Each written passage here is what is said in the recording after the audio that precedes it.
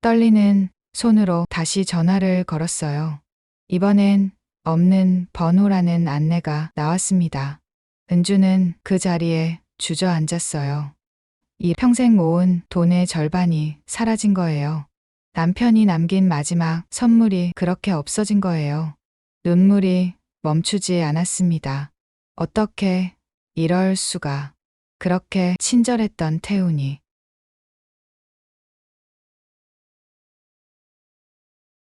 2022년 봄이 깊어가는 5월이었습니다. 은주는 아침마다 남편의 빈자리를 마주해야 했어요. 침대 왼쪽, 남편이 늘 누워있던 그곳은 여전히 움푹 패어 있는 것 같았습니다. 벌써 2년이 흘렀는데도 말이죠. 창문 너머로 들어오는 햇살이 따스했지만 혼자 맞는 아침은 늘 서늘하기만 했습니다. 부엌으로 향하는 발걸음이 느렸어요. 예전엔 남편이 먼저 일어나 커피를 내려주곤 했죠. 은행원답게 꼼꼼한 성격이었던 남편은 커피 한 잔도 정확한 비율로 만들었습니다. 여보, 오늘도 좋은 하루 되라며 건네던 그 머그컵이 찬장에 그대로 있었어요. 은주는 혼자 커피를 내리며 생각에 잠겼습니다. 61세, 나이가 믿기지 않았어요. 35년을 시청에서 일했죠. 민원실에서 시작해 마지막엔 복지과 계장으로 은퇴했습니다. 성실함 하나로 버텨온 세월이었어요. 그리고 이제 남은 것은 공무원 연금과 남편의 유족연금뿐이었습니다. 매달 통장에 들어오는 그 돈이 삶의 전부가 된 것 같아 씁쓸했어요. 거실 탁자 위에는 딸 지혜가 지난주에 가져다 준 꽃이 시들어가고 있었습니다. 은행에서 대리로 일하는 지혜는 너무 바빴죠. 일주일에 한 번 전화하기도 벅찬 모양이었어요. 은주는 딸을 원망하지 않았습니다. 젊은 사람은 젊은 사람의 삶이 있는 법이니까요. 하지만 가끔은, 정말 가끔은 외로움이 목까지 차올랐습니다. 그래서였어요. 은퇴자 모임에 나가기 시작한 것이. 처음엔 망설였죠. 남편 없이 혼자 나가는 게 어색했습니다. 하지만 집에만 있으면 우울증이 올 것 같았어요. 벽이 답답하게 느껴지고 시계 소리만 크게 들리는 날들이 많아졌거든요. 구청 근처 문화센터에서 매주 수요일 오후에 모임이 있었습니다. 활기찬 노후를 위한 은퇴자 모임이라는 긴 이름이었죠. 은주가 처음 그곳에 갔을 때를 아직도 생생히 기억합니다. 문을 열고 들어서자 따뜻한 차 향기가 났어요. 회의실처럼 생긴 공간에 원형 테이블이 여러 개 놓여 있었고 60대에서 70대로 보이는 사람들이 삼삼오오 모여 있었습니다. 다들 비슷한 처지였어요. 은퇴하고 시간이 남아도는 사람들. 자녀들은 바쁘고 배우자를 잃은 사람도 꽤 있었죠. 은주는 구석 자리에 앉아 차를 마시며 주위를 살폈습니다. 그때였어요. 앞쪽 단상에 젊은 남자가 올라선 것이. 깔끔한 검은색 정장에 은색 넥타이를 맨 모습이 단정했습니다. 나이는 30대 후반쯤으로 보였어요. 안녕하세요, 여러분. 목소리가 참 부드러웠습니다. 저는 김태훈이라고 합니다. 오늘은 은퇴 후 자산 관리에 대해 말씀드리려고 왔습니다. 은주는 별 기대 없이 들었어요. 은행원이었던 남편이 늘 말했거든요. 공짜로 하는 투자 설명회는 대부분 사기라고. 하지만 태훈의 말은 달랐습니다. 무작정 투자하라고 하지 않았어요. 은퇴자들의 마음을 이해하는 듯한 말들을 했죠. 부모님 연세에 계신 분들을 뵈면 마음이 아픕니다. 평생 일하시고 이제 편히 쉬셔야 하는데 물가는 오르고 연금은 제자리니까요. 은주는 고개를 끄덕였습니다. 정말 그랬거든요. 장 보러 가면 파 한 단 가격에도 놀라고 병원비는 날로 올랐습니다. 연금은 그대로인데 모든 게 비싸졌어요. 특히 혼자 계신 분들은 더 불안하실 겁니다. 태훈이 은주를 바라보는 것 같았어요. 눈이 마주쳤을 때 그가 살짝 미소 지었습니다. 따뜻한 미소였어요. 강의가 끝나고 사람들이 하나둘 일어났습니다. 은주도 가려고 했는데 태훈이 다가왔어요. 어머니, 오늘 처음 오신 것 같은데 맞으신가요? 네, 그렇습니다. 은주는 조심스럽게 대답했어요. 혹시 실례가 안 된다면 잠깐 상담해드려도 될까요? 무료입니다. 평소 같으면 거절했을 거예요. 하지만 그날따라 외로움이 심했던 탓일까요? 은주는 고개를 끄덕였습니다. 태우는 은주를 조용한 코너로 안내했어요. 따뜻한 차를 내어주며 물었습니다. 가족은 있는지, 은퇴는 언제 했는지 소소한 일상 이야기부터 시작했죠. 은주는 자신도 모르게 마음을 열었어요. 남편이 2020년에 췌장암으로 세상을 떠났다는 것, 딸 지혜가 있지만 바빠서 자주 못 본다는 것, 혼자 지내는 게 익숙하지 않다는 것까지 태우는 진심으로 공감하는 표정을 지었습니다. 정말 힘드셨겠습니다. 특히 남편분이 은행원이셨다니 자산 관리도 다 맡기셨을 텐데. 맞아. 남편이 다 알아서 했죠. 저는 그저 통장에 돈이 들어오고 나가는 것만 확인했어요. 은주의 목소리에 그리움이 묻어났습니다. 지금은 어떻게 관리하고 계세요? 그냥 은행 정기예금에 넣어두고 있어요. 이자가 너무 적긴 하지만 안전하니까요. 태훈이 고개를 끄덕였어요. 현명하신 선택입니다. 안전이 최우선이죠. 그는 서류 가방에서 팸플릿을 꺼냈습니다. 혹시 관심 있으시면 한번 보세요. 제가 일하는 회사에서 특별히 은퇴자분들, 특히 혼자 계신 분들을 위해 만든 상품이에요. 은주는 팸플릿을 받았습니다. 안전자산 특별펀드라는 제목이 크게 써 있었어요. 원금 보장 월 수익률 %라는 문구가 눈에 띄었죠. 원금 보장이라고요? 네, 정부 인가를 받은 특별 상품입니다. 은행 예금보다는 수익이 높지만 주식처럼 위험하지 않아요. 태훈의 설명은 차분했습니다. 억지로 권하지도 않았어요. 천천히 생각해 보시고 궁금하신 게 있으면 언제든 연락 주세요. 명함을 건네는 태훈의 손이 따뜻했습니다. 그날 밤 은주는 오랜만에 편안하게 잠들었어요. 누군가 자신의 이야기를 들어준 것만으로도 위로가 되었던 것 같았습니다. 다음 주 수요일이 기다려졌어요. 또다시 모임에 갔고 태훈은 그곳에 있었습니다. 이번엔 은주가 먼저 인사했어요. 선생님, 또 뵙네요. 어머니, 오늘도 오셨군요. 좋아 보이세요. 짧은 대화였지만 기분이 좋았습니다. 그렇게 몇 주가 흘렀어요. 은주는 태훈과 조금씩 친해졌습니다. 그는 늘 은주를 특별히 챙겼어요. 좋은 자리를 미리 잡아주고 따뜻한 차를 준비해 주었죠. 어느 날 태훈이 조심스럽게 물었습니다. 어머니, 혹시 그 상품 생각해 보셨어요? 다른 분들도 많이 가입하셨거든요. 은주는 망설였어요. 남편이 늘 조심하라고 했던 게 떠올랐습니다. 하지만 태훈의 진심 어린 눈빛을 보니 의심하기 어려웠어요. 한 번만 더 설명해 주시겠어요? 태훈은 밝게 웃으며 다시 설명했습니다. 이번엔 실제 수익을 받고 있다는 다른 회원들의 이야기도 들려주었어요. 김 여사님은 작년에 1,000만 원으로 시작하셨는데 매달 25만 원씩 받고 계세요. 정말 만족하신대요. 은주의 마음이 흔들렸습니다. 매달 25만 원이면 생활비에 보탬이 될 것 같았어요. 최소 금액이 얼마예요? 1,000만 원부터 가능합니다. 하지만 처음이시니까 500만 원으로 시작하셔도 돼요. 은주는 깊이 생각했습니다. 500만 원이면 큰 돈은 아니었어요. 남편이 남긴 보험금이 2억이 넘었고 퇴직금도 1억 5천이 있었으니까요. 일주일 후 은주는 결심했습니다. 은행에서 500만 원을 찾아 태훈에게 갔어요. 이걸로 시작해 볼게요. 현명한 선택이세요, 어머니. 태훈은 꼼꼼하게 서류를 작성해 주었습니다.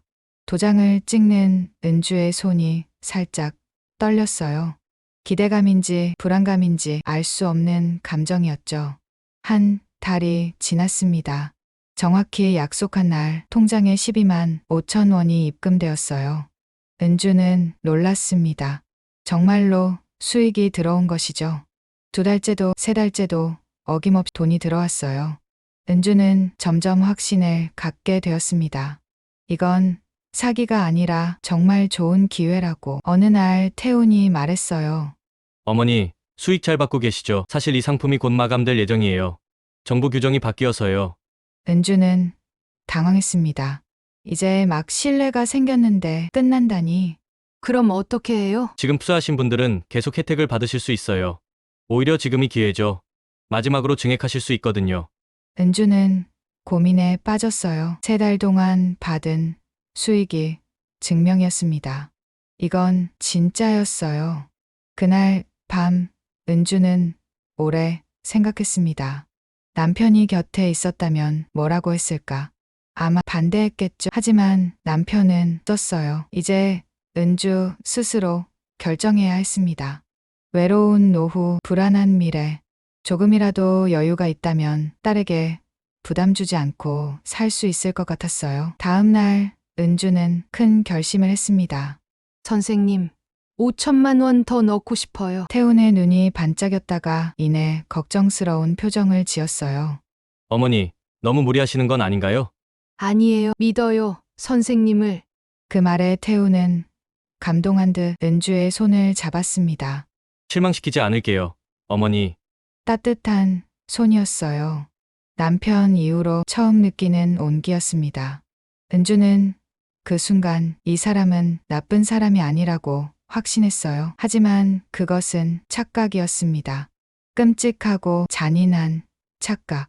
며칠 후 은행에서 돈을 찾을 때 직원이 물었어요. 어머님, 큰 돈을 찾으시는데 혹시 투자 같은 거 하시는 건 아니시죠? 은주는 살짝 짜증이 났습니다. 제 돈 제가 쓰는데 왜 그러세요? 직원은 더 말하지 못했어요. 은주는 5천만 원이 든 봉투를 들고 나왔습니다. 무거운 봉투만큼 마음도 무거웠지만 곧 수익이 들어올 생각을 하니 가벼워졌어요. 태우는 약속 장소에서 기다리고 있었습니다. 오늘따라 더 정장이 반듯했어요. 어머니 오셨어요. 네, 여기 있어요. 봉투를 건네받은 태우는 신중하게 돈을 확인했습니다. 그리고 서류를 작성하기 시작했어요. 이제 어머니는 VIP 고객이세요. 수익률도 %더 높아집니다. 은주는 미소 지었어요. 그의 말이 기분 좋았습니다. 평생 평범하게만 살았는데 VIP 집으로 돌아오는 길, 은주는 들뜬 마음을 감출 수 없었어요. 매달 150만 원씩 들어온다면 여행도 가고 맛있는 것도 먹을 수 있을 것 같았습니다. 어쩌면 딸 지혜에게 용돈도 줄 수 있겠죠. 그날 저녁 은주는 오랜만에 좋아하는 음식을 해 먹었어요. 남편이 좋아했던 갈비찜이었습니다. 혼자 먹기엔 너무 많았지만 기분이 좋아서 만들었어요. 여보, 나 잘하고 있는 거 맞죠? 빈 의자를 보며 중얼거렸습니다. 대답은 없었지만 왠지 남편이 웃고 있는 것 같았어요. 밤이 깊어가는데 잠이 오지 않았습니다. 설렘 때문이었을까요? 불안 때문이었을까요? 은주는 창밖을 바라보며 생각했어요. 이제 곧 모든 게 좋아질 거라고, 외로운 노후도 불안한 미래도 다 해결될 거라고. 하지만 은주는 몰랐습니다. 지금 이 순간이 마지막 평화로운 날이 될 거라는 것을, 내일부터 시작될 악몽을, 그리고 자신이 얼마나 큰 실수를 했는지를, 남편이 늘 말했던 그 경고를. 여보, 세상에 공짜는 없어. 특히 돈이 관련된 일에는 더더욱. 그 목소리가 어렴풋이 들리는 것 같았지만 은주는 이미 너무 깊이 빠져 있었어요. 희망이라는 이름의 늪에 넉 달째 접어든 어느 화요일 아침이었습니다. 은주는 통장을 확인하며 미소를 지었어요. 어김없이 150만 원이 입금되어 있었습니다. 그에 된 이후로 받는 수익이었죠. 처음 500만 원으로 시작했던 투자가 이제는 5,500만 원이 되었고 매달 받는 돈도 늘어났어요. 은주는 달력에 동그라미를 쳤습니다. 수익 받는 날을 표시해 두는 게 습관이 되었죠. 빨간 동그라미가 늘어갈수록 마음이 든든해졌어요. 그날 오후 은주는 장을 보러 마트에 갔습니다. 예전엔 가격표를 꼼꼼히 보고 싼 것만 골랐는데 이제는 조금 여유가 생겼어요. 좋아하는 과일도 망설임 없이 담았습니다. 남편이 살아있을 때처럼 장바구니가 풍성해졌죠. 계산대에서 카드를 내밀 때 은주는 뿌듯함을 느꼈어요. 내 힘으로 번 돈은 아니지만 현명한 투자로 얻은 수익이니까요. 집으로 돌아와 장을 정리하던 중 전화벨이 울렸습니다. 태훈이었어요. 어머니 잘 지내세요? 오늘 수익 잘 받으셨죠? 네, 감사해요. 덕분에 생활이 많이 나아졌어요. 은주의 목소리에 감사함이 묻어났습니다. 태훈은 잠시 망설이는 듯하더니 말을 이었어요. 사실 오늘 전화드린 건 중요한 소식이 있어서예요. 내일 모임에서 자세히 말씀드릴게요. 무언가 심각한 일인가 싶어 은주는 불안해졌습니다. 그날 밤은 잠이 잘 오지 않았어요. 혹시 투자에 문제가 생긴 건 아닐까? 수익이 중단되는 건 아닐까? 온갖 생각이 머릿속을 맴돌았죠. 다음 날 수요일, 은주는 평소보다 일찍 문화센터에 도착했습니다. 태우는 이미 와서 준비를 하고 있었어요. 은주를 보자 환하게 웃으며 다가왔습니다. 어머니 일찍 오셨네요. 어제 전화 때문에 궁금해서요. 태우는 은주를 조용한 곳으로 안내했어요. 그리고 서류 가방에서 문서를 꺼냈습니다. 어머니, 사실 굉장히 좋은 소식이에요. 은주는 안도의 한숨을 쉬었습니다. 우리 회사에서 특별 프로모션을 진행하기로 했어요. 기존 VIP 고객님들께만 드리는 혜택이죠. 태우는 차분히 설명하기 시작했어요. 새로운 상품은 기존보다 수익률이 더 높았습니다. 월 %라는 놀라운 수치였죠. 하지만 최소 투자 금액이 1억이에요. 큰돈이라 모든 분께 권하지는 않지만 어머니는 특별하시니까. 은주는 숨이 멎는 듯했어요. 1억이라니 지금까지 투자한 돈의 2배가 넘는 금액이었습니다. 너무 큰 돈인데요. 은주가 망설이자 태훈이 부드럽게 말했어요. 당연히 부담스러우실 거예요. 저도 어머니 아니면 이런 제안 안 드려요. 그는 잠시 멈추더니 계속했습니다. 실은 제가 어머니를 뵐 때마다 돌아가신 저희 어머니가 생각나요. 혼자 계시는 모습이 너무 안쓰러워서. 태훈의 눈가가 촉촉해졌어요. 은주는 마음이 흔들렸습니다. 이 젊은이가 진심으로 자신을 걱정하는 것 같았거든요. 며칠 생각해 보세요. 억지로 하실 필요는 없어요. 태훈은 그렇게 말하고 자리를 떴습니다. 은주는 멍하니 앉아 있었어요. 이 남편이 남긴 보험금의 절반이었습니다. 그 돈을 투자한다는 건 큰 모험이었죠. 하지만 월 3.5%면 매달 350만 원이에요. 그 정도면 정말 여유로운 노후를 보낼 수 있을 것 같았습니다. 모임이 끝나고 집으로 돌아오는 길, 은주는 계속 계산기를 두드렸어요. 350만 원이면 생활비로 150만 원 쓰고도 200만 원을 저축할 수 있었습니다. 1년이면 2,400만 원이 모이는 거죠. 딸 지혜에게도 용돈을 줄 수 있고 해외여행도 갈 수 있을 것 같았어요. 그날 저녁, 은주는 남편의 사진 앞에 앉았습니다. 여보, 어떻게 해야 할까요? 사진 속 남편은 온화하게 웃고 있었어요. 대답은 없었지만 은주는 혼잣말을 계속했습니다. 지금까지는 잘 됐어요. 매달 돈도 잘 들어오고 태훈 씨도 좋은 사람 같고 바람에 커튼이 살랑거렸어요. 마치 남편이 한숨을 쉬는 것 같았습니다. 은주는 며칠을 고민했어요. 밤에도 잠이 오지 않았고 낮에도 멍하니 있는 시간이 많았죠. 그러던 중 우연히 딸 지혜에게서 전화가 왔습니다.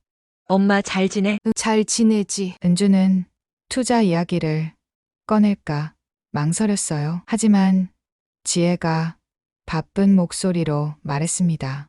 엄마 미안한데 나 급한 일 있어서 끊을게. 다음에 시간 내서 들를게. 전화가 끊어졌어요. 은주는 수화기를 내려놓으며 생각했습니다. 딸도 자기 인생이 있는 거죠. 나이든 엄마 걱정까지 시킬 수는 없었어요. 그래, 내가 알아서 해야 해. 은주는 결심했습니다. 다음 주 수요일, 은주는 태훈을 만났어요. 선생님, 그 특별 상품 하기로 했어요. 태훈의 얼굴이 밝아졌다가 이내 걱정스러운 표정을 지었습니다. 정말 괜찮으시겠어요? 무리하시는 건 아니고 아니에요. 믿음이 가요.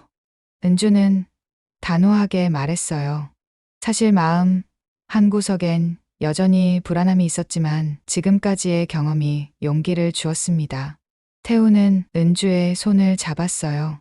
어머니 절대 실망시키지 않을게요. 정말 감사합니다. 그 진심 어린 목소리에 은주는 마지막 의심마저 내려놓았습니다. 은행에 가는 날이 왔어요. 1억을 찾는다고 하자 지점장이 직접 나왔습니다. 어머님 큰돈을 인출하시는데 혹시 사용처를 여쭤봐도 될까요? 은주는 약간 짜증이 났어요. 왜 자꾸 간섭하는 걸까? 개인적인 일이에요. 지점장은 더 묻지 못했습니다. 하지만 걱정스러운 눈빛으로 은주를 바라봤어요. 은주는 그 시선을 피해 서둘러 은행을 나왔습니다. 무거운 가방을 들고 약속 장소로 향했어요. 1억이라는 돈의 무게가 어깨를 짓눌렀지만 곧 시작될 새로운 삶을 생각하니 발걸음이 가벼워졌습니다. 태우는 고급 호텔 라운지에서 기다리고 있었어요. 평소와 달리 정말 고급스러운 곳이었죠. 어머니 오늘은 특별한 날이니까 제가 커피 대접할게요. 따뜻한 커피를 마시며 서류를 작성했습니다. 은주의 손이 떨렸어요. 1억이라는 숫자를 쓰는 게 실감이 나지 않았거든요. 이제 어머니는 VVI 최고 등급이죠. 태훈이 자랑스럽게 말했어요. 매달 350만 원씩 정확하게 입금될 거예요. 은주는 고개를 끄덕였습니다. 이제 정말 모든 게 잘 될 것 같았어요. 서류 작성이 끝나고 태훈이 돈을 확인하는 동안 은주는 창밖을 바라봤습니다. 하늘이 참 맑았어요. 남편이 떠난 후 처음으로 미래가 밝게 느껴졌죠. 어머니 다 끝났습니다. 태훈이 서류를 건네며 말했어요. 다음 달부터 수익이 들어올 거예요. 축하드립니다. 은주는 미소 지었습니다. 집으로 돌아오는 택시 안에서 은주는 계획을 세웠어요. 첫 수익이 들어오면 지혜한테 맛있는 거 사주고 새 옷도 사야겠다. 오랜만에 미용실도 가고 친구들도 만나야지. 남편 산소에도 가서 좋은 소식 전해야겠다.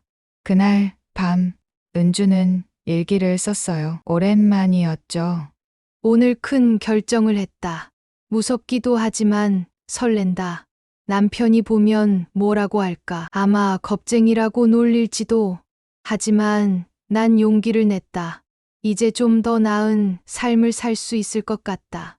일기를 덮고 불을 끄려는데 핸드폰이 울렸어요. 태훈이었습니다. 어머니 잘 들어가셨어요? 오늘 정말 감사했습니다. 저야말로 고마워요. 편안한 밤 되세요. 앞으로 좋은 일만 있으실 거예요. 전화를 끊고 은주는 베개에 너리를 묻었어요. 왠지 눈물이 날 것 같았습니다. 외로웠던 시간들, 불안했던 날들이 이제 끝날 것 같아서요. 하지만 은주는 몰랐습니다. 태훈이 전화를 끊고 보인 차가운 미소를, 그가 은주의 돈을 세며 지은 잔인한 표정을, 그리고 이미 준비된 도망갈 계획을. 다음 날도 그 다음 날도 평화로웠어요. 은주는 매일 통장을 확인했지만 아직 한 달이 되지 않았으니 수익은 없었죠. 그래도 곧 들어올 거라는 기대감에 하루하루가 즐거웠습니다. 장 볼 때도 산책할 때도 마음이 가벼웠어요. 드디어 한 달이 되는 날이 왔습니다. 은주는 아침 일찍 일어나 통장을 확인했어요. 하지만 아무것도 없었습니다. 오전 내내 계속 확인했지만 변화가 없었어요. 점심때쯤 태훈에게 전화를 걸었습니다. 선생님, 오늘 수익 들어오는 날 맞죠? 어머니 죄송해요. 깜빡하고 말씀 안 드렸네요. 시스템 점검 때문에 하루 이틀 늦어질 수 있어요. 태훈의 목소리는 여전히 친절했어요. 걱정 마세요. 늦어도 이번 주 안에는 꼭 들어갈 거예요. 은주는 안심했습니다. 그럴 수도 있지. 기계가 하는 일이니 가끔 오류도 있겠지. 이틀이 지났어요. 여전히 통장은 그대로였습니다. 은주는 다시 전화를 걸었지만 이번엔 연결이 안 됐어요. 통화 중이라는 신호음만 계속 들렸죠. 불안한 마음에 문자를 보냈습니다. 답은 오지 않았어요. 사흘째 되는 날, 은주는 직접 태훈의 사무실을 찾아가기로 했습니다. 명함에 적힌 주소를 따라갔어요. 그런데 사무실이 있어야 할 곳은 텅 비어 있었습니다. 임대 문의라는 종이만 붙어 있었죠. 은주는 다리에 힘이 풀렸어요. 벽을 잡고 겨우 서 있었습니다. 이럴 리 없어. 분명 여기가 맞는데. 건물 관리인을 찾아 물었어요. 여기 투자회사 있지 않았나요? 관리인이 고개를 갸웃거렸습니다. 투자회사요? 여기는 석 달째 비어 있는데요. 은주의 눈앞이 캄캄해졌어요. 석 달이라니. 그럼 태훈이 처음부터 가짜 사무실을 보여준 건가? 떨리는 손으로 다시 전화를 걸었어요. 이번엔 없는 번호라는 안내가 나왔습니다. 은주는 그 자리에 주저앉았어요. 이 평생 모은 돈의 절반이 사라진 거예요. 남편이 남긴 마지막 선물이 그렇게 없어진 거예요. 눈물이 멈추지 않았습니다. 어떻게 이럴 수가. 그렇게 친절했던 태훈이, 어머니처럼 생각한다던 그 사람이. 은주는 비틀거리며 집으로 돌아왔어요. 현관문을 열자마자 쓰러질 뻔했습니다. 겨우 소파에 앉아 멍하니 있었어요. 이제 어떻게 해야 하나. 경찰에 신고해야 하나. 딸에게 말해야 하나. 모든 게 무너진 것 같았습니다. 그때 벽에 걸린 남편의 사진이 눈에 들어왔어요. 온화하게 웃고 있는 남편. 여보, 미안해요. 정말 미안해요. 은주는 사진을 껴안고 울었습니다. 한참을 울다가 은주는 정신을 차렸어요. 이대로 주저앉을 수는 없었습니다. 아직 절반은 남아있으니까. 그리고 범인을 잡으면 돈을 돌려받을 수도 있으니까. 은주는 떨리는 손으로 핸드폰을 들었어요. 지혜에게 전화할 용기는 아직 없었습니다. 대신 경찰서 번호를 눌렀어요. 여보세요. 신고하고 싶은 게 있는데요. 목소리가 떨렸지만 은주는 또박또박 말했습니다. 사기를 당했다고 도와달라고. 그날 밤은 길고 길었어요. 은주는 한숨도 자지 못했습니다. 태훈의 얼굴이 계속 떠올랐어요. 그 따뜻한 미소가 이제는 악마의 웃음처럼 느껴졌죠. 어떻게 사람이 그럴 수 있을까? 어떻게 그렇게 연기를 할 수 있을까? 창밖이 밝아오고 있었어요. 새로운 날이 시작되고 있었지만 은주에게는 악몽의 시작이었습니다. 경찰서는 생각보다 복잡했습니다. 은주는 번호표를 뽑고 한참을 기다렸어요. 주변을 둘러보니 나이 든 사람들이 많았습니다. 다들 비슷한 사연으로 온 건 아닐까 하는 생각이 들었죠. 드디어 은주의 차례가 왔어요. 젊은 경찰관이 피곤한 얼굴로 물었습니다. 어떤 일로 오셨어요? 투자 사기를 당했어요. 1억을요. 경찰관의 표정이 바뀌었어요.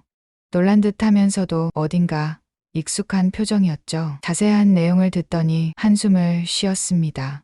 비슷한 수법의 사기가 요즘 많다고 했어요. 특히 은퇴자들을 노린 범죄가 급증하고 있다고요.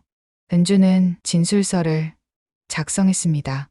태훈의 이름, 외모, 만난 장소, 받은 서류들, 기억나는 모든 걸 적었어요. 하지만 쓰면서도 막막했습니다. 태훈이라는 이름도 가짜일 테고 연락처도 이미 없어졌으니까요. 경찰관이 위로하듯 말했어요. 최선을 다해 수사하겠습니다. 하지만 시간이 좀 걸릴 거예요. 은주는 고개를 끄덕였습니다. 희망이 크지는 않았지만 그래도 뭐라도 해야 했으니까요. 경찰서를 나와 집으로 가는 길, 은주는 계속 고민했어요. 지혜에게 어떻게 말해야 할까? 실망할 게 뻔했습니다. 은행원인 딸이 얼마나 한심하게 생각할까? 그래도 숨길 수는 없었어요. 언젠가는 알게 될 테니까. 그날 저녁 은주는 용기를 내어 지혜에게 전화했습니다. 지혜야, 시간 있니? 할 말이 있어.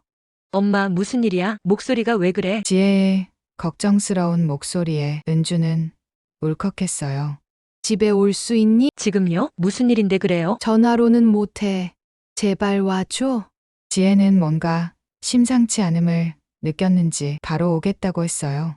1시간 후 지혜가 도착했습니다.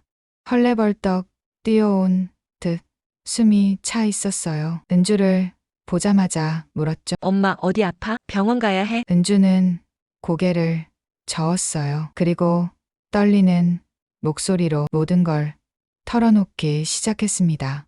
태훈을 만난 일, 투자를 한 일, 그리고 사기를 당한 일까지.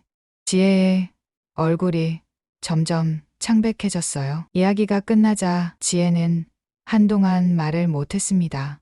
그러다가 갑자기 소리를 질렀어요. 엄마, 어떻게 그럴 수가 있어? 1억이라니. 은주는 고개를 숙였습니다. 딸의 실망한 얼굴을 참아 볼 수 없었어요. 지혜는 머리를 쥐어뜯으며 강을 왔다 갔다 했습니다. 그러다가 갑자기 은주 앞에 주저앉았어요. 엄마, 미안해. 내가 소리 질러서. 엄마 잘못 아니야. 눈물이 그렁그렁한 지혜의 얼굴을 보니 은주도 울음이 터졌습니다. 미안해.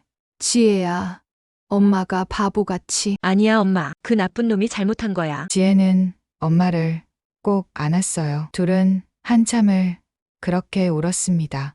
진정이 되자 지혜가 물었어요. 엄마, 서류 같은 거 남은 거 있어? 은주는 태훈이 준 서류들을 모두 꺼냈습니다. 계약서, 팸플릿, 명함까지. 지혜는 은행원답게 꼼꼼히 살펴봤어요. 그리고 한숨을 쉬었습니다. 완전 가짜네. 금융감독원 등록번호도 조작이고 회사 주소도 허위고. 지혜는 노트북을 꺼내 뭔가를 검색하기 시작했어요. 금융감독원 사이트, 사기 피해 신고 사이트, 피해자, 모임 카페까지. 한참을 검색하던 지혜가 말했습니다. 엄마, 비슷한 수법으로 당한 사람들이 많아. 여기 봐. 화면에는 수십 개의 피해 사례가 올라와 있었어요. 금액도 천차만별이었고 피해자들은 대부분 은퇴자들이었습니다. 은주는 자신만 바보가 아니었다는 사실에 조금 위안이 되면서도 이렇게 많은 사람이 고통받고 있다는 게 마음 아팠어요. 여기 피해자 모임이 있대. 내일 모인다는데 엄마도 가볼래? 은주는 망설였어요. 모르는 사람들 앞에서 자신의 어리석음을 드러내는 게 부끄러웠거든요. 하지만 지혜가 격려했습니다. 엄마 혼자가 아니야. 같이 대응하면 뭔가 방법이 나올 거야. 다음 날 은주는 지혜와 함께 피해자 모임에 갔습니다. 카페 한쪽을 빌려 모임을 하고 있었어요. 15명 정도가 모여 있었는데 다들 은주와 비슷한 나이였습니다. 모임을 주도하는 사람은 최 씨라는 60대 남성이었어요. 그도 은퇴한 교사였는데 5천만 원을 사기당했다고 했습니다. 저도 처음엔 창피해서 숨기고 싶었어요. 하지만 가만히 있으면 아무것도 안 돼요. 최 씨의 말에 다들 고개를 끄덕였습니다. 한 사람씩 돌아가며 자신의 이야기를 했어요. 누군가는 퇴직금 전부를, 누군가는 부모님 유산을, 누군가는 집을 팔아 마련한 돈을 잃었습니다. 은주도 차례가 되어 이야기했어요. 말하면서도 목이 메었지만 끝까지 이야기했습니다. 다들 위로의 눈빛을 보냈어요. 한 여성이 은주의 손을 잡으며 말했습니다. 저도 남편 보험금을 다 날렸어요. 죽고 싶었죠. 하지만 살아야 해요. 그래야 그놈들 잡을 수 있으니까. 모임에서는 여러 정보를 공유했습니다. 사기꾼들의 수법, 경찰 수사 진행 상황, 변호사, 상담, 내용 등. 은주는 열심히 메모했어요. 혼자였다면 막막했을 텐데 함께하니 조금은 힘이 났습니다. 모임이 끝나고 집으로 돌아오는 길 지혜가 말했어요. 엄마, 우리가 할 수 있는 건 다 해보자. 포기하지 말고. 은주는 딸의 손을 꼭 잡았습니다. 이 아이가 있어서 정말 다행이라고 생각했어요. 그날부터 은주와 지혜는 본격적으로 대응을 시작했습니다. 지혜는 은행 네트워크를 통해 태훈이 사용한 계좌를 추적했어요. 이미 해지된 대포 통장이었지만 자금이 어디로 흘러갔는지 단서를 찾으려 했죠. 은주는 피해자들과 함께 금융감독원에 집단 민원을 넣었습니다. 언론사에도 제보했어요. 처음엔 관심을 안 보이다가 피해 규모가 수십억에 달한다는 걸 알고는 취재를 나왔습니다. 일주일 후 지역 뉴스에 사기 사건이 보도됐어요. 은주는 얼굴을 가리고 인터뷰했습니다. 믿고 싶었어요. 외로운 노후의 희망이 될 거라고 생각했죠. 방송을 본 사람들 중에 또 다른 피해자들이 나타났어요. 피해자는 계속 늘어났고 경찰도 본격적으로 수사에 나섰습니다. 하지만 태우는 여전히 잡히지 않았어요. 이미 해외로 도주했을 거라는 추측도 있었습니다. 은주는 매일 경찰서에 전화했지만 답은 똑같았어요. 수사 중이라고, 조금만 기다려달라고. 그러던 어느 날 뜻밖의 연락이 왔습니다. 모르는 번호였는데 전화를 받자 여성의 목소리가 들렸어요. 박은주 씨 맞으세요? 네, 맞는데요. 저는 김태훈을 아는 사람이에요. 만나서 이야기하고 싶은데요. 은주의 심장이 쿵쾅거렸어요. 혹시 태훈의 공범일까? 아니면 또 다른 피해자일까? 누구신데요? 전화로는 말하기 어려워요. 내일 오후 2시 시청 앞 카페에서 만나요. 전화는 일방적으로 끊어졌습니다. 은주는 당황했어요. 함정일 수도 있다는 생각이 들었죠. 지혜에게 바로 전화했습니다. 그거 위험할 수도 있어. 나랑 같이 가자. 다음 날 은주는 지혜와 함께 약속 장소에 갔어요. 카페 구석에 젊은 여성이 앉아 있었습니다. 30 초반쯤으로 보였어요. 은주를 보자 일어나 인사했습니다. 박은주 씨죠? 전화드렸던 사람이에요. 여성은 초췌해 보였어요. 눈 밑에 다크서클이 짙었고 손이 계속 떨리고 있었습니다. 저는 김태훈이 전 여자친구예요. 은주와 지혜는 놀라서 서로를 바라봤어요. 여성은 계속 말했습니다. 정확히는 저도 피해자예요. 그 사람한테 속아서 공범이 될 뻔했거든요. 이야기를 들어보니 충격적이었어요. 태우는 이 여성에게도 투자 전문가라고 속였고 함께 사업을 하자고 꼬드겼다고 합니다.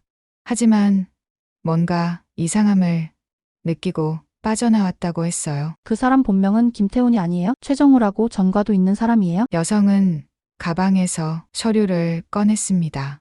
태훈, 아니 정우의 사진과 전과 기록이었어요. 이걸 경찰에 주세요. 그리고 정말 죄송해요. 여성은 고개를 숙였습니다. 은주는 복잡한 마음이었어요.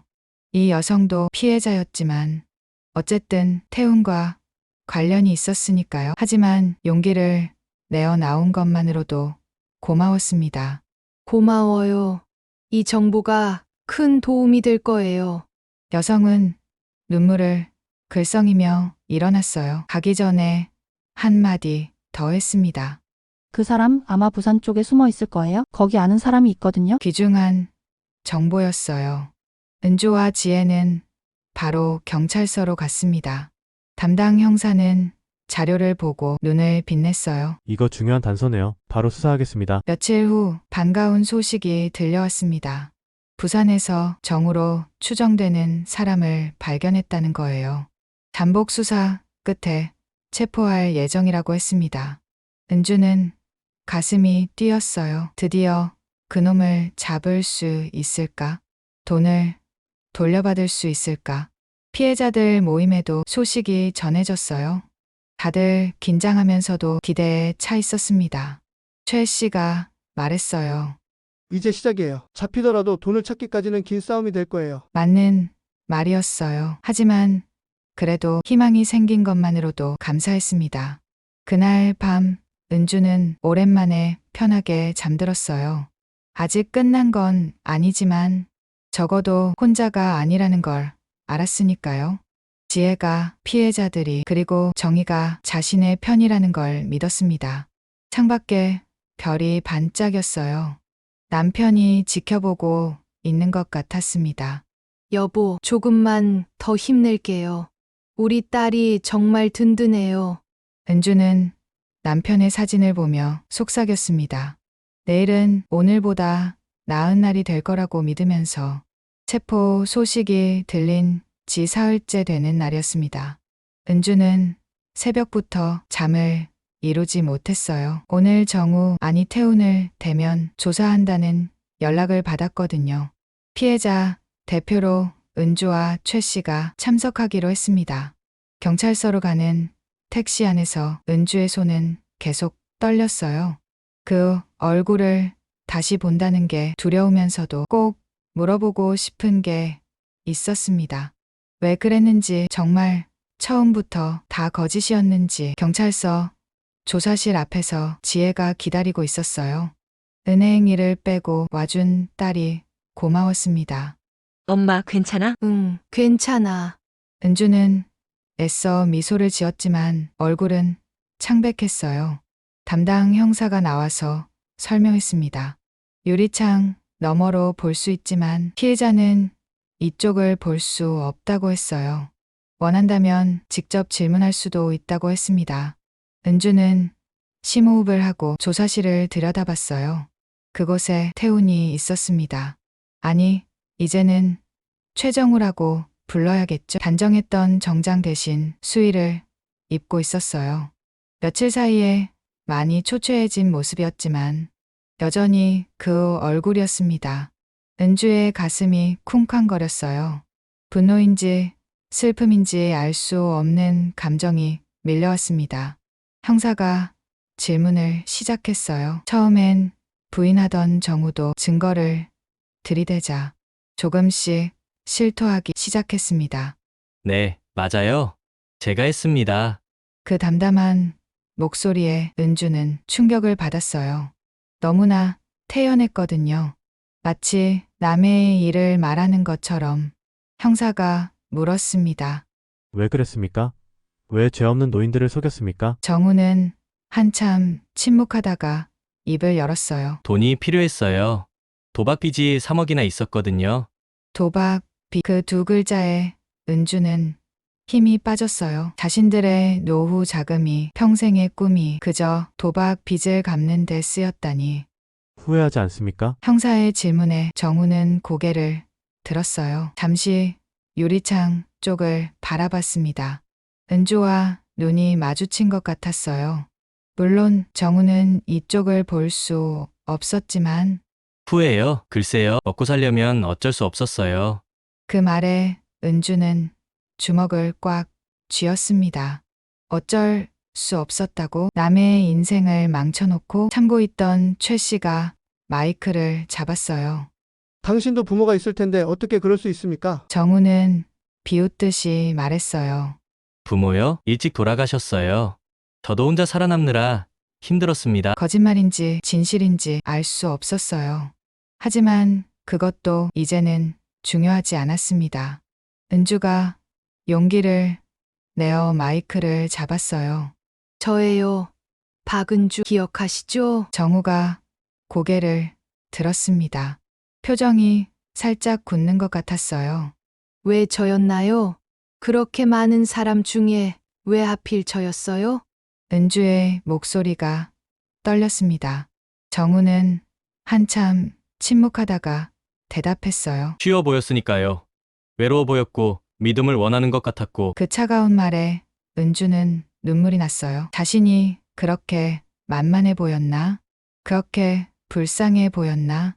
지혜가 엄마의 어깨를 꼭 잡았습니다. 엄마 그만해. 더 들을 필요 없어. 하지만 은주는 마지막으로 꼭 묻고 싶은 게 있었어요. 그래도 잠깐이라도 미안하지 않았어요? 제가 진심으로 고마워할 때 조금도 마음이 안 아팠어요? 정우는 잠시 멈칫했어요. 그리고 작게 중얼거렸습니다. 미안하다고 하면 돈이 돌아옵니까? 은주는 더 이상 말하지 못했어요. 조사실을 나와 복도에 주저앉았습니다. 지혜가 엄마를 안았어요. 엄마 울어도 돼. 참지 마. 은주는 딸의 한참을 울었습니다. 배신감, 분노, 자책감, 모든 감정이 눈물이 되어 쏟아졌어요. 그때 담당 형사가 다가왔습니다. 박은주 씨 좋은 소식이 있어요. 은주는 눈물을 닦으며 고개를 들었어요. 은닉한 재산을 일부 찾았습니다. 부동산이랑 예금 일부요. 희망이 생겼어요. 전부는 아니더라도 일부라도 찾을 수 있다면. 얼마나 되나요? 정확히는 모르지만 피해 금액의 40% 정도는 될 것 같습니다. 41억 중에 4천만 원. 적지 않은 금액이었어요. 없는 것보다는 훨씬 나았습니다. 피해자 모임에도 소식이 전해졌어요. 다들 기뻐하면서도 씁쓸했습니다. 절반도 안 되는 금액이었으니까요. 하지만 최 씨가 말했어요. 그래도 다행이에요. 보통은 한 푼도 못 찾는 경우가 많거든요. 재판 준비가 시작됐습니다. 은주는 피해자 대표로 법정에 서기로 했어요. 변호사와 상담하며 진술서를 준비했습니다. 지혜가 많이 도와줬어요. 은행 자료를 정리하고 피해 금액을 계산하고 증거를 모았죠. 재판이 열리는 날이 왔습니다. 법정은 피해자들로 가득 찼어요. 다들 긴장한 표정으로 앉아 있었습니다. 정우가 들어왔을 때 법정이 술렁였어요. 여전히 뻔뻔한 표정이었거든요. 검사가 기소 내용을 읽었습니다. 사기, 횡령, 문서위조 등 여러 죄목이었어요. 피해자가 10명이 넘고 피해 금액이 30억을 넘는다고 했습니다. 은주가 증인석에 섰어요. 떨리는 마음을 진정시키며 진술을 시작했습니다. 남편을 잃고 혼자가 된 이야기, 태훈을 믿게 된 과정, 그리고 모든 걸 잃었을 때의 절망. 말하면서도 목이 메었지만 끝까지 또박또박 말했어요. 저는 그 사람을 믿었습니다. 아들처럼 생각했어요. 그런데 은주는 정우를 똑바로 바라봤습니다. 그 사람은 저를 그저 쉬운 먹잇감으로만 봤대요. 법정이 조용해졌어요. 몇몇 피해자들은 훌쩍였습니다. 정우의 변호인이 일어났어요. 피고인도 불우한 환경에서 자랐고 심리적으로 불안정했다고 변론했습니다. 하지만 그런 말이 위로가 될 리 없었죠. 판사가 정우에게 물었습니다. 피고인, 마지막으로 할 말이 있습니까? 정우는 잠시 침묵하다가 입을 열었어요. 죄송합니다. 제가 잘못했습니다. 그 말이 진심인지는 알 수 없었어요. 가명을 위한 연기일 수도 있었죠. 하지만 은주는 그 말을 듣고 싶었던 것 같았습니다. 비록 늦었고 비록 진심이 아닐지라도 판결이 나왔어요. 징역 7년. 법정 최고형에는 못 미쳤지만 그래도 중형이었습니다. 피해자들은 안도하면서도 아쉬워했어요. 7년 후면 정우는 다시 자유의 몸이 되겠죠? 하지만 피해자들의 상처는 평생 갈 겁니다. 재판이 끝나고 법원을 나오는데 한 기자가 은주에게 다가왔어요. 인터뷰 한마디만 해주시겠어요? 은주는 잠시 생각하다가 고개를 끄덕였습니다. 뭐라고 말씀드려야 할까요? 그저 조심하셨으면 좋겠어요. 세상에 공짜는 없다는 걸 너무 늦게 깨달았네요. 집으로 돌아오는 길 지혜가 말했어요. 엄마 고생했어. 이제 끝났어. 은주는 딸의 손을 잡았습니다. 끝났다. 정말 끝난 걸까요? 돈은 일부만 돌아올 거고 상처는 여전히 남아있는데. 하지만 그래도 뭔가 마무리된 느낌이었어요. 이제 다시 시작해야 한다는 생각도 들었고요. 그날 밤 은주는 일기를 썼습니다. 오늘로 악몽이 끝났다. 아니, 끝낸 것 같다. 돈은 많이 잃었지만 소중한 걸 얻었다. 딸의 사랑, 사람들의 연대, 그리고 다시 일어설 용기. 여보, 이제 걱정하지 마. 나 잘 살 수 있을 것 같아. 창밖을 보니 달이 밝았어요. 구름 한 점 없는 맑은 밤하늘이었습니다. 은주는 작게 미소 지었어요. 내일은 새로운 날이 될 거라는 희망을 품으며 며칠 후 은주는 피해 보상금을 일부 받았습니다. 4,300만 원. 통장에 입금된 숫자를 보며 복잡한 마음이 들었어요. 이 돈이 원래 자신의 돈인데 돌려받는 게 이렇게 어려웠다니 지혜가 옆에서 말했어요. 엄마, 이 돈으로 다시 시작하자. 이번엔 내가 도와줄게. 은주는 고개를 끄덕였습니다. 그래, 다시 시작하는 거야. 넘어졌다가 일어서는 거야. 피해자 모임도 계속됐어요. 이제는 서로를 위로하고 격려하는 자리가 됐습니다. 최 씨가 제안했어요. 우리가 겪은 일을 책으로 써보는 게 어떨까요? 다른 사람들이 같은 피해를 안 당하도록. 좋은 아이디어였어요. 은주도 자신의 이야기를 쓰기로 했습니다.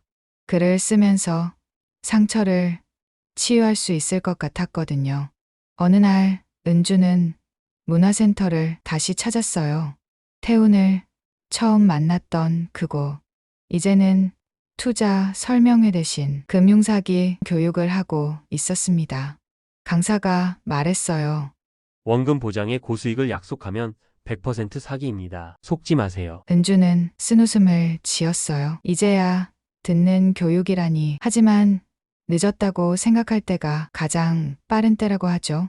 은주는 열심히 메모했습니다. 다시는 속지 않기 위해, 그리고 다른 사람들에게도 알려주기 위해. 집으로 돌아와 거실에 앉았어요. 남편의 사진이 여전히 그 자리에 있었습니다. 여보, 많이 배웠어요. 비싼 수업료였지만 은주는 사진을 쓰다듬었어요. 이제 정말 조심할게요. 그리고 지혜랑 잘 살게요. 바람이 불어 커튼이 흔들렸어요. 남편이 대답하는 것 같았습니다. 그래, 잘했어. 이제 괜찮을 거야. 은주는 창밖을 바라봤어요. 해가 지고 있었습니다. 하지만 내일은 다시 해가 뜰 거예요. 그리고 은주는 그 새로운 해를 맞을 준비가 되어 있었습니다. 재판이 끝나고 석 달이 흘렀습니다. 2023년 가을이 깊어가고 있었어요. 은주는 아침마다 창문을 열고 신선한 공기를 들이마셨습니다. 예전과 같은 일상이었지만 마음가짐은 완전히 달라졌어요. 더 이상 불안하지 않았고 더 이상 외롭지도 않았습니다. 오늘은 특별한 날이었어요. 피해자 모임에서 만든 책이 출간되는 날이었거든요. 우리가 속은 이유라는 제목의 책에는 은주를 포함한 12명의 이야기가 담겨 있었습니다. 은주는 거울 앞에서 옷매무새를 다듬었어요. 오랜만에 화장도 하고 좋아하는 스카프도 둘렀습니다. 지혜가 사준 새 구두도 신었어요. 출판 기념회는 작은 서점에서 열렸습니다. 생각보다 많은 사람이 왔어요. 기자들도 있었고 일반 시민들도 있었습니다. 무엇보다 피해자들이 모두 모였다는 게 의미 있었어요. 최 씨가 대표로 인사말을 했습니다. 우리는 넘어졌지만 일어섰습니다. 속았지만 배웠습니다. 이 책이 누군가에게는 경고가, 누군가에게는 위로가 되길 바랍니다. 박수가 쏟아졌어요. 은주도 손뼉을 치며 눈시울이 붉어졌습니다. 정말 긴 여정이었어요. 절망에서 시작해 희망으로 끝나는 여정. 은주의 차례가 왔습니다. 마이크를 잡는 손이 떨렸지만 이제는 두렵지 않았어요. 저는 평범한 은퇴자였습니다. 남편을 잃고 혼자가 되어 외로웠죠. 사람들이 진지하게 들었어요. 그때 나타난 사기꾼은 제 외로움을 이용했습니다. 하지만 저는 깨달았어요. 진짜 위로는 거짓된 달콤함이 아니라 진실한 연대에서 온다는 거요. 은주는 피해자들을 둘러봤습니다. 다들 고개를 끄덕이고 있었어요. 혼자였다면 무너졌을 거예요. 하지만 우리는 함께였고, 그래서 이겨낼 수 있었습니다. 큰 박수가 터져 나왔어요. 지혜가 엄마를 자랑스럽게 바라보고 있었습니다. 행사가 끝나고 사인회가 있었어요. 한 노부부가 은주에게 다가왔습니다. 저희도 비슷한 일을 당할 뻔했어요. 이 책 덕분에 조심하게 됐습니다. 감사해요. 은주는 그들의 손을 꼭 잡았어요. 누군가에게 도움이 됐다는 게 정말 뿌듯했습니다. 저녁이 되어 집으로 돌아왔어요. 지혜가 저녁을 준비해뒀습니다. 은주가 좋아하는 갈비찜이었어요. 엄마, 오늘 정말 멋있었어. 지혜의 칭찬에 은주는 쑥스럽게 웃었습니다. 식사를 하며 지혜가 말했어요. 엄마, 내가 생각해봤는데 엄마 노후자금 관리 같이 하면 어때? 그래도 되겠니? 내가 바쁜데. 바빠도 엄마가 우선이야. 매달 한 번씩 만나서 점검하자. 은주는 딸의 손을 잡았어요. 이 아이가 있어서 정말 다행이라고 100번, 1000번 생각했습니다. 며칠 후 은주는 은행에 갔어요. 이번엔 지혜와 함께였습니다. 보상받은 돈과 남은 돈을 합쳐 안전하게 분산, 투자하기로 했거든요. 은행 직원이 설명을 시작했어요. 이 상품은 원금 보장에 은주가 손을 들어 말을 막았습니다. 잠깐만요. 원금 보장이면서 고수익은 없다고 들었는데요. 직원이 당황했어요. 아, 네. 정확히는 예금자 보호법에 의한 보호고요. 수익률은 연 2% 정도입니다. 은주는 고개를 끄덕였어요. 이제는 알아요. 욕심을 부리면 안 된다는 걸. 안전이 최우선이라는 걸. 집으로 돌아오는 길, 은주는 문득 생각했어요. 1년 전에 자신이라면 상상도 못했을 변화들. 사기를 당했지만 그 과정에서 더 강해졌고, 돈을 잃었지만 소중한 것들을 얻었고, 혼자였지만 이제는 함께하는 사람들이 있고, 계절이 바뀌고 겨울이 왔어요. 은주는 여전히 검소하게 살았지만 마음은 풍요로웠습니다. 매주 수요일엔 문화센터에서 금융교육 봉사를 했어요. 자신의 경험을 나누며 다른 이들이 같은 실수를 하지 않도록 도왔죠. 어느 날 교육을 마치고 나오는데 한 여성이 은주를 불렀어요. 선생님 정말 감사해요. 며칠 전에도 이상한 투자 권유를 받았는데 선생님 말씀 떠올리고 거절했어요. 은주는 미소 지었습니다. 한 사람이라도 지킬 수 있다면 자신이 겪은 고통도 의미가 있을 거예요. 크리스마스가 다가왔어요. 지혜가 집에 왔습니다. 트리도 꾸미고 케이크도 준비했어요. 엄마, 메리 크리스마스. 너도 메리 크리스마스. 우리 딸. 둘이 조용히 저녁을 먹었어요. 남편이 없는 세 번째 크리스마스였지만 이번엔 덜 쓸쓸했습니다. 지혜가 곁에 있었고 마음이 평안했으니까요. 엄마, 내년에는 같이 여행 가자. 엄마가 가고 싶던 제주도. 그래, 가자. 이제 욕심 부리지 않고 있는 걸로 만족하며 살 거야. 은주는 진심이었어요. 큰 부자는 못 되더라도 소박하게 행복하게 살 수 있을 것 같았습니다. 새해가 갔어요. 2024년 1월 1일 은주는 일찍 일어나 해돋이를 보러 나갔습니다. 동네 뒷산에 올라 떠오르는 해를 봤어요. 붉은 해가 천천히 하늘로 올라갔습니다. 새로운 시작을 알리는 것 같았어요. 여보, 나 잘 살고 있어. 걱정하지 마. 은주는 하늘을 향해 속삭였습니다. 바람이 불어 머리카락이 날렸어요. 차가운 바람이었지만 상쾌했습니다. 산을 내려와 집으로 돌아오는 길. 핸드폰이 울렸어요. 피해자 모임 단체 채팅방이었습니다. 새해 복 많이 받으세요. 올해는 좋은 일만 가득하시길. 함께여서 감사했습니다. 메시지들이 계속 올라왔어요. 은주도 답장을 보냈습니다. 모두 새해 복 많이 받으세요. 우리 모두 행복하세요. 집에 도착하니 지혜가 와 있었어요. 떡국을 끓이고 있었습니다. 엄마, 어디 갔다 와? 해돋이 보러 갔었어. 혼자? 나도 데려가지. 내년엔 같이 가자. 모녀는 함께 떡국을 먹었어요. 따뜻한 국물이 몸을 데웠습니다. 지혜가 봉투를 하나 꺼냈어요. 엄마, 세뱃돈. 아이고, 무슨. 내가 줘야 하는데. 받아. 그동안 고생했잖아. 은주는 봉투를 받았어요. 돈이 얼마인지는 중요하지 않았습니다. 딸의 마음이 고마웠어요. 오후에는 피해자 모임 사람들과 만났어요. 이제는 피해자가 아닌 친구로 만나는 거였죠. 다들 많이 밝아진 얼굴이었습니다. 최 씨가 말했어요. 올해는 정말 좋은 일만 있을 것 같아요. 그럼요. 작년에 고생 많이 했으니까 이제는 행복할 차례죠. 다들 웃었어요. 진심으로 웃을 수 있게 된 게 얼마만인지 은주는 이 순간이 소중했습니다. 어느덧 봄이 왔어요. 은주는 화분에 꽃을 심었습니다. 작은 씨앗이었지만 곧 예쁜 꽃이 필 거예요. 물을 주며 은주는 생각했습니다.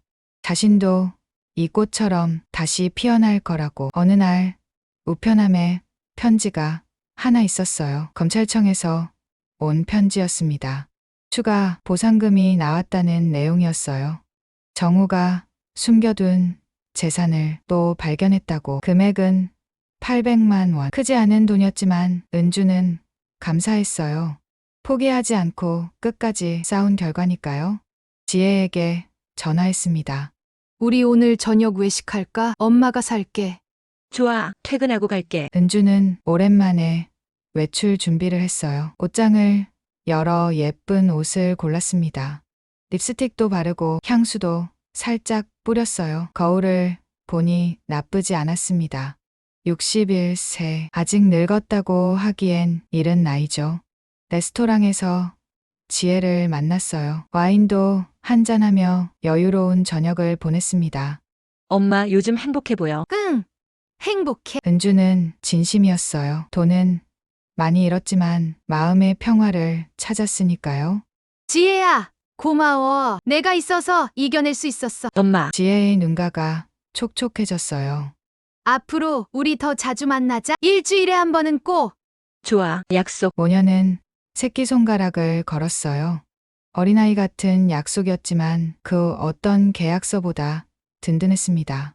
집으로 돌아와 일기를 썼어요. 오늘은 참 좋은 날이었다. 돈으로 살 수 없는 것들이 있다는 걸 이제야 안다. 가족의 사랑, 친구들의 우정, 마음의 평화. 이것들이 있으니 나는 부자다. 일기를 덮고 창밖을 봤어요. 별이 총총한 밤하늘이었습니다. 남편도 저 별 중 하나가 되어 자신을 지켜보고 있겠죠. 여보, 나 잘 살고 있어요. 더 이상 외롭지 않아요. 은주는 미소 지었습니다. 내일도 해는 뜰 거고 새로운 하루가 시작될 거예요. 이제는 두렵지 않았습니다. 무엇이 와도 이겨낼 수 있을 것 같았어요. 왜냐하면 이미 가장 큰 시련을 이겨냈으니까요. 그리고 그 과정에서 진짜 중요한 것이 무엇인지 깨달았으니까요. 은주는 불을 끄고 잠자리에 들었어요. 오늘도 수고했다고, 내일도 힘내자고 스스로에게 말하며 눈을 감았습니다. 창밖에서 부엉이 울음소리가 들렸어요. 외롭지 않은 울음이었습니다. 누군가와 대화하는 것 같은 정다운 소리. 은주도 이제는 혼자가 아니었어요. 곁에는 지혜가 있고 친구들이 있고 새로운 희망이 있었습니다. 그것만으로도 충분했어요. 아니, 그것이야말로 진짜 재산이었습니다. 새벽녘 은주는 꿈을 꿨어요. 남편과 함께 걷는 꿈이었습니다. 꽃이 만발한 길을 나란히 걸었어요. 남편이 말했습니다. 여보, 잘했어. 정말 잘했어. 은주는 꿈속에서 웃었어요. 행복한 미소였습니다. 아침 햇살이 창문을 통해 들어왔어요. 은주는 기지개를 켜며 일어났습니다. 새로운 하루의 시작. 이제는 그 시작이 설레고 기대됐어요. 오늘은 또 어떤 좋은 일이 있을까? 어떤 사람을 만나고 어떤 이야기를 나눌까? 은주는 창문을 활짝 열었어요. 상쾌한 아침 공기가 방 안 가득 들어왔습니다.